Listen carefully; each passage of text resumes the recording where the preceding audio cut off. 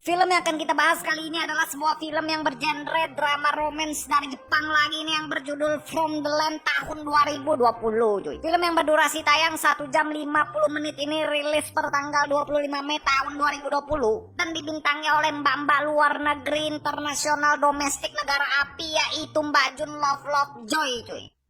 Bule-bule nih berkelana singgah sebentar ke Konoha ya, mantap nih dah. Berkisah tentang seorang wanita yang berasal dari Amerika yang memutuskan untuk tinggal di Jepang dan menikah dengan seorang pria di sana. Berhubung budaya dari negara asalnya sangat berbeda dengan kebudayaan yang ada di Jepang, wanita ini malah membuat sang anak kerepotan untuk mengajarkan semua kebiasaan orang-orang Jepang kepadanya. Apakah yang akan terjadi dengan nasib wanita ini di keluarga barunya? Penasaran gimana alur cerita dari film ini? Siapkan cemilan kalian, langsung aja lah kita gas ke pembahasannya cuy. Di awal film kita akan diperlihatkan sepasang suami istri yang diceritakan baru saja menikah, yang kembali pulang menyusuri lorong rumah di mana tempat anaknya berada. Saat sang istri gugup untuk menemui anak dari suami barunya, sang suami pun mencoba menenangkan dan bilang kalau anaknya pasti akan bersikap baik kepadanya. Wanita bule-bule memantau plafon rumah bernama Jun Lovejoy, dan sang suami senyum-senyum manja yang tidak disebutkan namanya ini. Kita kasih nama Jamal aja ya. Jamal aja lah, gampang nih. Oke, let's go. Saat sudah berada di dalam rumah, datanglah seorang pria menghampiri yang diceritakan itu adalah anak Pak Jamal satu-satunya. Mas-mas rambut belah tengah tatapan serius bernama Kiyoshi.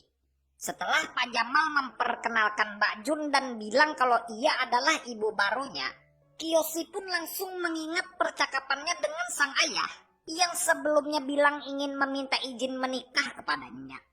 Di flashback masa lalu itu, Pak Jamal yang tahu kalau Kiyoshi anaknya selalu kesepian karena ditinggal wafat sosok sang ibu sedari kecil. Hal itu pun menjadi alasan kenapa Pak Jamal ingin menikah lagi, agar keluarga mereka bisa lengkap dengan adanya seorang wanita. Meskipun sedikit kaget mendengar calon istri ayahnya berasal dari luar negeri, Kiyoshi yang sayang kepada Pak Jamal, ia pun dengan mudahnya memberikan izin agar ayah satu-satunya itu juga tidak kesepian. Balik masa sekarang, saat mempersilahkan masuk dan mendapat ciuman hangat dari sang ibu, Kiyoshi pun hanya bisa diam dan menyadari kalau ternyata selama ini pipinya bau tai kucing. Merasakan efek samping dari racun yang diproduksi pipinya, Kiyoshi pun duduk terbujur kaku saat minum teh bersama sang ayah dan Mbak Jun sang ibu baru. Melihat anaknya tak bisa bergerak kebanyakan berimajinasi, Pak Jamal pun bilang kalau Kiyoshi tak perlu malu karena Mbak Jun sekarang sudah resmi menjadi bagian dari keluarga mereka. Di samping bahasa Jepangnya yang sudah sangat fasih, sang ayah pun bercerita kalau istrinya yang berasal dari Amerika itu juga sedang belajar tentang kebudayaan Jepang dan meminta Kiyoshi untuk mengajari ibunya itu.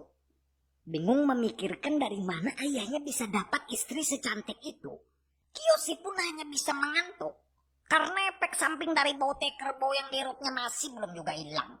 Besoknya, layaknya seorang ibu rumah tangga, meskipun lelah, Mbak Jun pun terlihat tetap semangat untuk membersihkan rumah sambil tungging-tungging. Mas pipi bau yang tak sengaja lewat dan melihat tungging-tungging ibunya, Mas Kiyoshi yang tidak tahan, ia pun melarikan diri saat sang ibu tahu dan menghampirinya karena ingin menyelamatkan lele-lelenya yang sudah mengamuk akibat kesurupan. Tahu kalau lele-lele Kiyoshi ternyata mempunyai respon yang cukup cepat, Mbak Jun pun tersadar kalau mas-mas pipi bau lumayan bisa dijadikan cemilan. Malamnya, saat cangkul gergaji perdana guna menciptakan generasi baru blasteran Amerika Jepang, mas pipi bau yang terlalu keseringan tidak sengaja lewat. Ia pun mendapati suara gemuruh badai meteor angin ribut yang didengarnya dari kamar sang ayah. Takut terjadi apa-apa dengan Pak Jamal ayahnya, Mas Kiyoshi pun bergegas mengintip guna ingin mengetahui apa yang sedang terjadi. Kaget melihat ayahnya berjuang sendirian melawan Dewa Petir, Mas Kiyoshi pun terharu saat mengetahui ayahnya babak belur tapi tidak membutuhkan bantuan orang lain. Besoknya, Saat menghabiskan waktu minum teh bersama, Pak Jamal yang melihat Kiyoshi anaknya masih malu-malu di depan metitor ibunya. Ia pun berinisiatif menyuruh Kiyoshi untuk ikut tidur bersama agar Kiyoshi bisa menjadi dekat dan menjalin kebersamaan dengan ibu barunya. Keputusan Pak Jamal penghancur Dewa Petir itu pun ternyata berdampak buruk bagi dirinya. Ketika sudah tengah malam, Mbak Jun yang masih merasa kentang dengan cangkul gergaji suaminya, ia pun merayap membangunkan Mas Pipi Bau dan mengajaknya cangkul gergaji menggunakan elemen raiton. Besoknya, berhubung sudah merasakan sengatan-sengatan petir yang dihantarkan kerang jeli ibunya, Mas Pipi Bau pun dengan ikhlas lapang dada tidak mau menolak saat Mbak Jun minta sedikit cangkul gergaji ketika Pak Jamal sibuk menelpon. Dan filmnya pun berakhir dengan Mbak Jun yang menghabiskan hari-harinya bersama Mas-Mas Pipi Bau dengan curi-curi sedikit cangkul gergaji unlimited tak terbatas di tepi sudut ruang dan waktu. Cuy, dari film ini kita bisa belajar, mantap nih, selalu ada pesan moral ya. Kita tidak memiliki kendali atas apa yang akan orang lain lakukan terhadap kita, akan tetapi kita bisa mengendalikan apa yang akan kita lakukan untuk meresponnya.